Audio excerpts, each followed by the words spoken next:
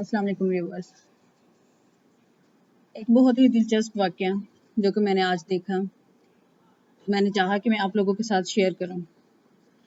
मालिक बिन दिनार जो कि एक अल्लाह वाले थे, अल्लाह ताला के नेक और बुजुर्ग थे।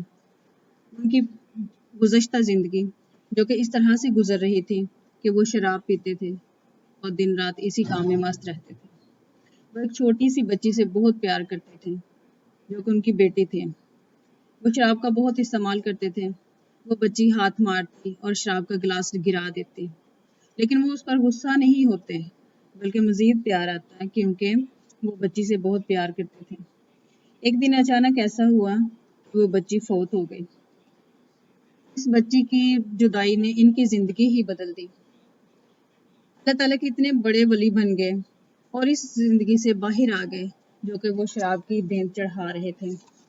अल्लाह ताला की कसम उठा लेते और अल्लाह ताला अपनी रहमत से इस कसम को पूरा कर देते थे।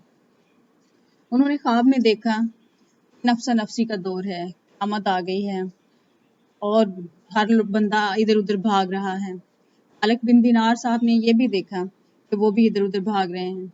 अल्लाह ताला के नेक बंदे थे। एक आवाज़ को सुनते हैं, एक आवाज़ आती है और उसमें कहा जा रहा होता है कि कुछ लोगों की अमानतें हैं, आकर अपनी अमानतें ले जाएं। ये आवाज़ सुनते हैं और साथ में इधर उधर भाग भी रहे होते हैं क्योंकि उनके पीछे एक बला होती है, बला उनके पीछे लगी होती है।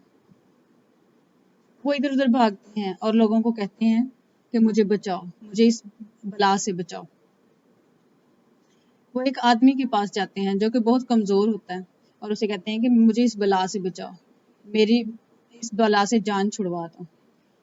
अचानक वो वहां पहुंच जाते हैं जहां पे एक कमरा होता है। एक कमरे को देखते हैं और देखते हैं कि वहां से छोटे छोटे बच्चे बाहर निकल रहे हैं, जो कोई किसी का हाथ पकड़ लेता है, कोई किसी का हाथ पकड़ लेता है। तो उन्होंने भी देखा कि उनकी जो बेटी फौत हुई थी, जिनके साथ उनको बहुत प्यार था, वो बच्ची बाहर निकलती है और वो अपने पापा का, अपने बाप का हाथ पकड़ लेती है और वो बला पीछे जो पड़ी होती है। मालिक बिन दिनार कहते हैं, दीदार कहते हैं कि मेरी इस बला से जान छुड़वाओ। तो वो बच्ची हाथ के इशारे से बला को पीछे जाने के लिए कहती है। बला पीछे चली जाती है, गायब हो जाती है। तो बच्ची से पूछते हैं कि ये बला कौन थी।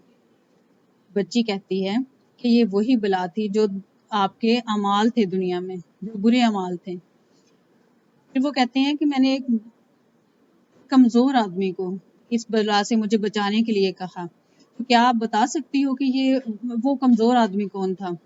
उस बच्ची ने कहा कि वो कमजोर आदमी वो था जो आपकी नेकियां थी। इससे मुझे मैंने उसको बचाने के लिए मैंने उसे कहा कि मुझे बचाओ इस बला से, फिर उसने मुझे नहीं बचाया।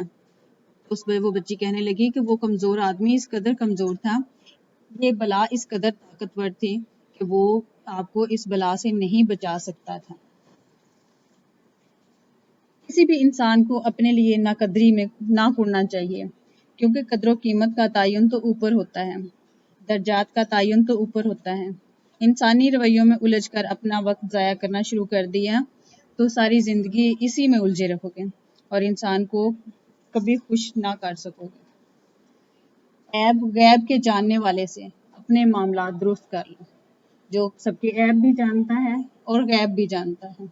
इसी से अगर मामला दुरुस्त हो गए तो तुम्हारे सब मामला सुलझ जाएंगे।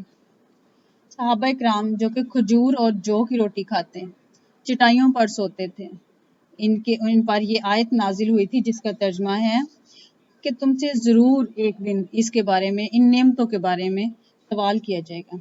आज इंसान के पास कौन सी सहूलत नहीं, फिर भी ना शुक्री करता है। ऐसा करने से पहले हमें सोचना पड़ेगा कि हम इन नेमतों का हिसाब कैसे देंगे जो कि हमारे पास हैं।